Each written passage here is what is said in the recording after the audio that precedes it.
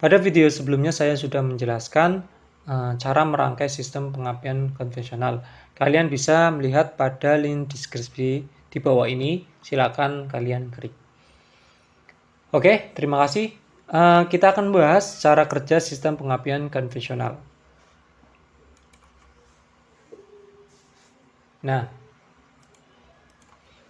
jadi komponen pada sistem pengapian konvensional itu ada baterai ya sebagai sumber kelistrikan, terus ada fuse ya, fuse sebagai sumber pengaman kelistrikan, terus ada kunci kontak ya, kunci kontak di sini sebagai pemutus dan penghubung sistem kelistrikan ya.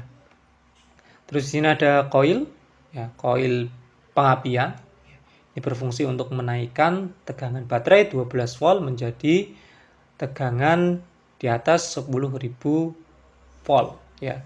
Terus di sini ada distributor yang berfungsi untuk membagikan kabel, memberikan tegangan pada masing-masing busi ya atau silinder.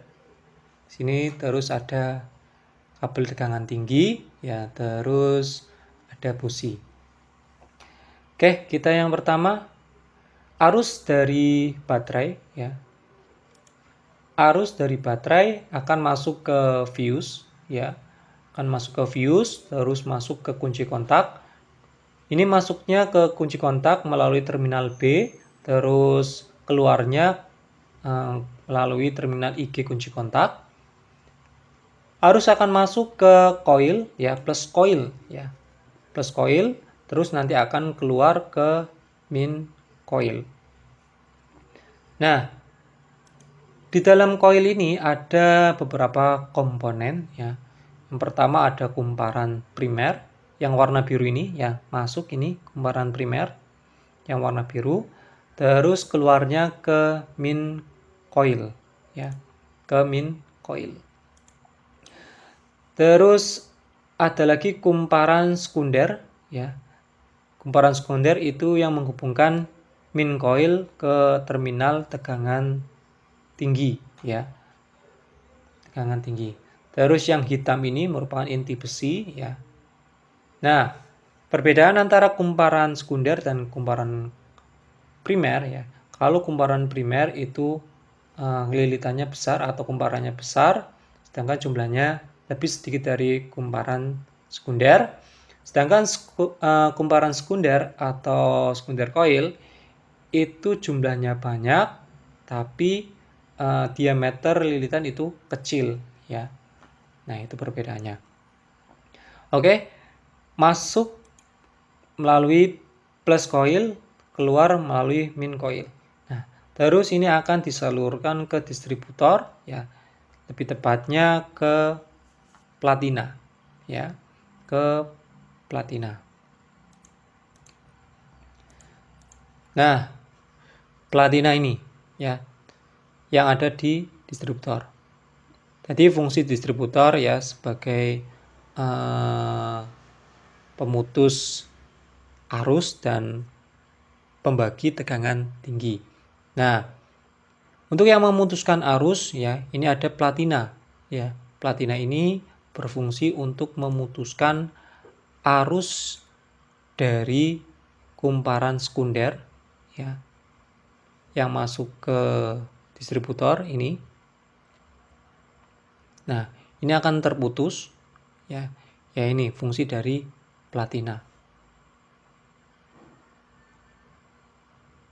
Nah, ketika tertutup seperti ini ya, arus yang masuk dari kumparan primer ini ya masuk ke platina ya.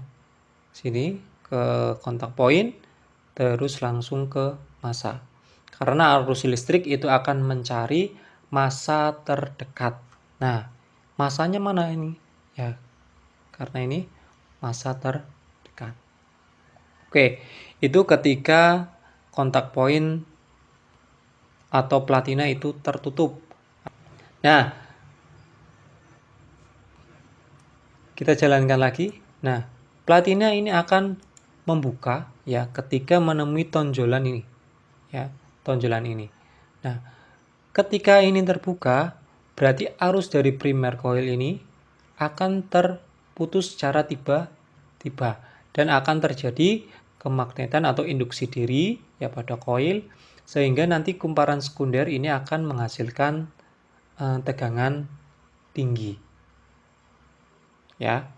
Berarti pada saat ini coil ini ya akan menghasilkan tegangan tinggi melalui terminal tegangan tinggi ya melalui kumparan sekunder. Nah, pada saat ini kita kembali ke primer coil. Karena ini terputus, maka kalian bisa membayangkan kalau misalnya plus dan min baterai kita sambungkan menggunakan baterai, itu akan jepret ya, akan terjadi percikan yang besar. Nah, untuk mengatasi tersebut, maka kita pasangkan kondensor di sini. Kondensor ini ya akan menyimpan arus listrik sementara ya agar tidak terjadi percikan yang besar ini. Ya. Nah, akan menyerap listrik ya agar tidak terjadi percikan yang sangat besar. Kalau kondensor ini hilang, ya akan terjadi percikan yang dahsyat di sini dan bahkan pengapian ini akan terganggu. Paham ya? Kalau seperti ini berarti kondensor mengisi. Nah, ketika sudah nempel lagi seperti ini, nah kondensor ini akan dikosongkan kembali. Nah, ketika membuka berarti kondensor juga akan mengisi kembali seperti itu. Bisa dipahami ya. Nah, oke, kondensor platina sudah. Terus kita beralih ke tegangan tinggi yang dihasilkan dari coil. Nah, ini akan dibagi ke kabel busi. Dari busi 1, busi 2, busi 3, busi 4. Menggunakan rotor ini. Ya, rotor ini akan berputar. Ya, berputar. Nah, putaran rotor ini akan membagi, ya kita samakan dengan tutup distributor ini. Nah, tutup distributor ini ada angkanya, ya. Ada angkanya. Di sini ada angka 1, angka 2, angka 1, angka 3, 4, 2. Nah, angka ini merupakan pairing ordernya, ya. 1, 3, 4, 2. Nah, ini nanti akan mercy ke busi 1, busi 3, busi 4, busi 2. Nah, seperti ini ya. Ini akan ke busi 4. Terus ketika ini ketemu ke busi 2, terus kembali ke busi 1. Nah, merciknya ini harus sesuai pada kondisi silinder di akhir langkah kompresi ya, agar terjadi pembakaran ya. Kalau misalnya ini kok pas keadaan katup in itu terbuka, nah itu akan terjadi ledakan pada intake manifoldnya. Nah, gitu. Berarti kalian harus memposisikan top 1 atau top 2 atau top 3 atau top 4. Nah, biasanya pada pembelajaran SMK kita diperintahkan guru itu melakukan pengetopan atau top 1 ya. Top 1 itu seperti ini. Nah, top 1 itu seperti ini ya. Top 1 berarti siap akan terjadinya pembakaran pada silinder nomor 1. Ini silinder nomor 1, nomor 2, nomor 3, nomor 4. Ya. Berarti ini siap untuk melakukan pembakaran pada silinder nomor 1. Nah, makanya kalian ketika mau melakukan penyetelan sistem pengapian itu harus dilakukan top 1. Nah, terus posisikan rotor itu menghadap ke kabel busi nomor 1. Biasanya itu ada kata-kata dari Bapak Ibu guru atau salah penafsiran ya.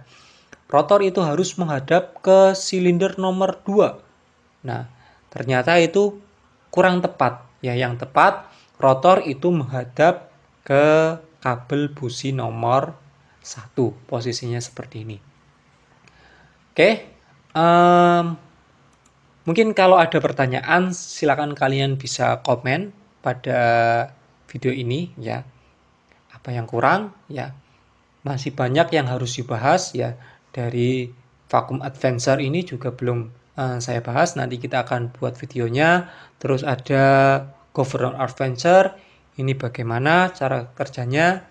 Masih banyak lagi ya video yang harus kita sampaikan agar kalian paham.